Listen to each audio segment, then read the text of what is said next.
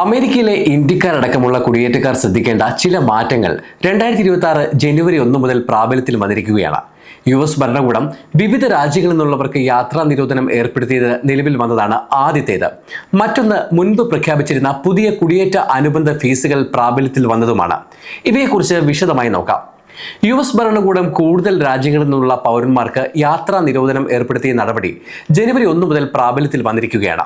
39 രാജ്യങ്ങളിൽ നിന്നുള്ള പൗരന്മാർക്കാണ് യുഎസിലേക്ക് പൂർണ്ണമോ ഭാഗികമായോ യാത്രാവിലക്ക് ഏർപ്പെടുത്തിയിരിക്കുന്നത്.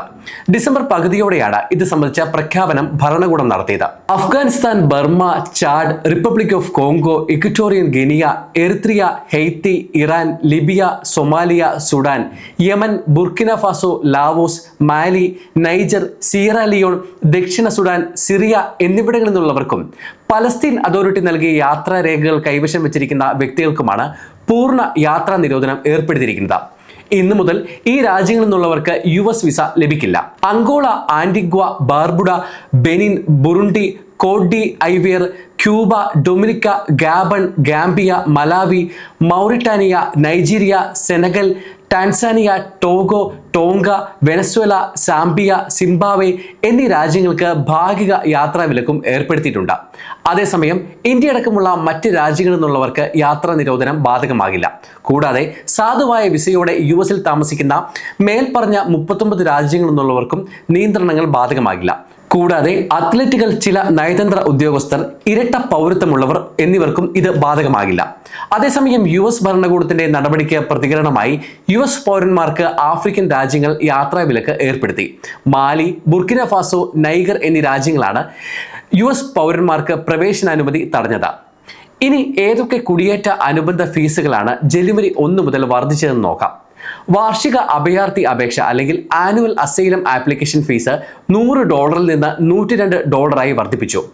ആദ്യമായി എംപ്ലോയ്മെന്റ് ഓതറൈസേഷൻ ഡോക്യുമെന്റിന് അപേക്ഷിക്കുന്ന അഭയാർത്ഥി അപേക്ഷകനുള്ള ഫീസ്, അതായത് ഫോം I-765 ഫോമിന്റെ ഫീസ് $550 നിന്ന് $560 വർദ്ധിപ്പിച്ചു. പരോൾ സ്റ്റാറ്റസിന്റെ അടിസ്ഥാനത്തിൽ ആദ്യമായി എംപ്ലോയ്മെന്റ് ഓതറൈസേഷൻ ഡോക്യുമെന്റിന് അപേക്ഷിക്കുന്ന വ്യക്തിക്കുള്ള ഫീസ്, അതായത് ഫോം I-765 ഫോമിന്റെ ഫീസ് $275 നിന്ന് $280 വർദ്ധിപ്പിച്ചു.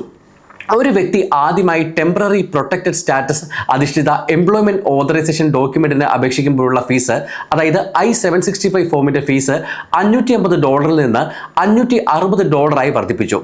ടെമ്പററി പ്രൊട്ടക്റ്റഡ് സ്റ്റാറ്റസ് പ്രകാരം ഒരു വ്യക്തി എംപ്ലോയ്മെന്റ് ഓതറൈസേഷൻ ഡോക്യുമെന്റ് പുതുക്കുന്നതിനോ നീട്ടുന്നതിനുള്ള ഫീസ്, അതായത് I-765 ഫോമിന്റെ ഫീസ് $275 നിന്ന് $280 വർദ്ധിപ്പിച്ചു. പുതിയ പരോൾ കാലയളവ് അനുവദിച്ചിട്ടുള്ള വ്യക്തി എംപ്ലോയ്മെന്റ് ഓതറൈസേഷൻ ഡോക്യുമെന്റിന് അപേക്ഷിക്കുമ്പോഴുള്ള ഫീസ്, അതായത് ഫോം I-131 ഫോമിന്റെ ഫീസ് $275 നിന്ന് $280 വർദ്ധിപ്പിച്ചു.